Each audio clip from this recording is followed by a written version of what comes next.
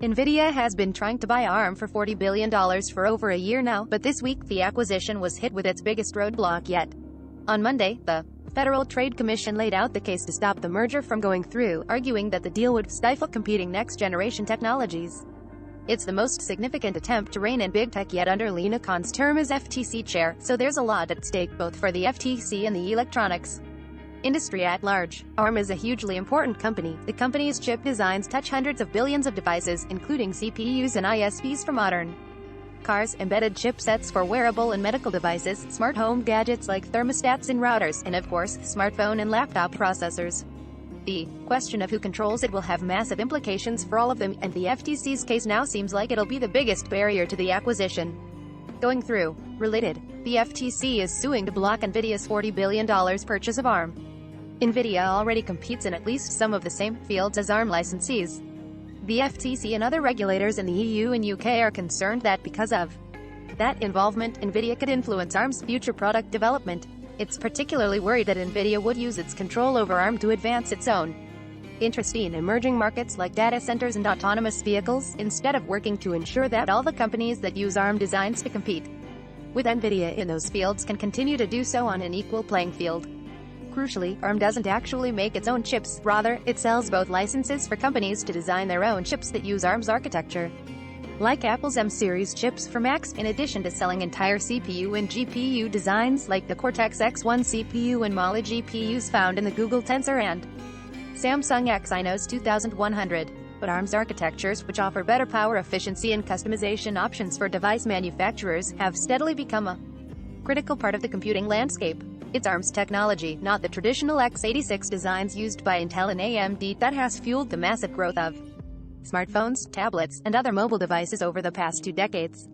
The FTC makes its case by looking at 3 specific areas where Nvidia already licenses ARM's technology: Nvidia's advanced driver assistance chips and 2 types of data center chips. One of those data center chips is particularly important, the DPU-based data processing unit, Smart NIC, a core component of data center networking infrastructure, which provides both processing, thanks to ARM cores, and network interfacing for secure cloud infrastructure. Nvidia thinks they're going to be a big deal, setting up that DPUs are set to be the third pillar of computing infrastructure, alongside traditional CPUs and GPUs, and virtually everyone that makes DPU smart NICs. Even Intel, the biggest x86 chip company around, uses ARM technology. Even Intel, the biggest x86 chip company around, uses ARM technology. It's a similar case for automotive vehicle assistance.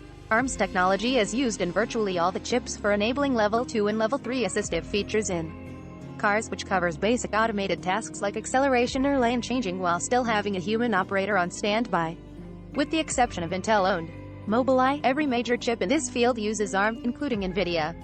There are a couple of things to note here. The FTCA is being very strategic in its examples, choosing areas that have a clear impact on the broader tech industry, but these 3 licensing deals also represent a very small part of ARM's business. As a SoftBank presentation from 2020 shows, its bread and butter is focused in mobile phones, where it dominates more than 90% of the market, and IoT application processors. On the automotive side, ARM claims to have 75% market share, but doesn't distinguish how much of that is for infotainment systems versus the kinds of driver assistance applications that the FTC is concerned about, and its presence in data centers is virtually non-existent. ARM's technology has just a 5% market share there. The FTC is making a broad case here that a combined Nvidia-ARM would be willing to make moves that would hurt its competitors that rely on ARM's architecture designs, because the profits it could generate from better succeeding in these markets would outweigh the losses from licensees. But it's relying on very specific parts of the business, which seems to open the door for some kind of compromise that would spin off the conflicting parts of the business while allowing the bulk of the acquisition to go through. The FTC has a long road ahead of it. In practice, that kind of compromise has been hard to achieve. According to the information, Nvidia offered to spin out an independent licensing company for licensing out designs in an attempt to mollify regulators, but the plan failed due to concerns that Nvidia would still control ARM's development of new products. So while Nvidia could try to divest itself of, say, ARM's data center technology thanks to the common architecture shared by ARM's products, it would still be in charge of what kinds of features ARM would focus on to include in those chip designs. The FTC also highlights the fact that Nvidia would gain access to ARM's customer list and be privy to sensitive information that companies share with ARM.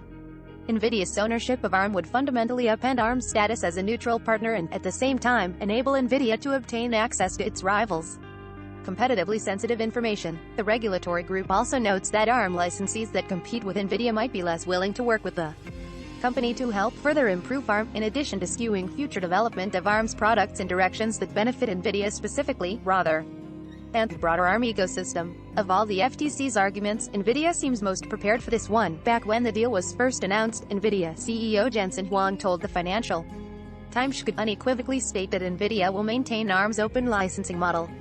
We have no intention to throttle or deny ARM's supply to any customer. The company has since reiterated that the merger would boost competition and create more opportunities for all ARM licensees and expand the ARM. This puts the FTC in a delicate position as it heads to court. But the specific examples that regulators are using to prove it are very specific and less integral to ARM's overall business strategy than, say, concerns about competition for its major CPU and GPU products.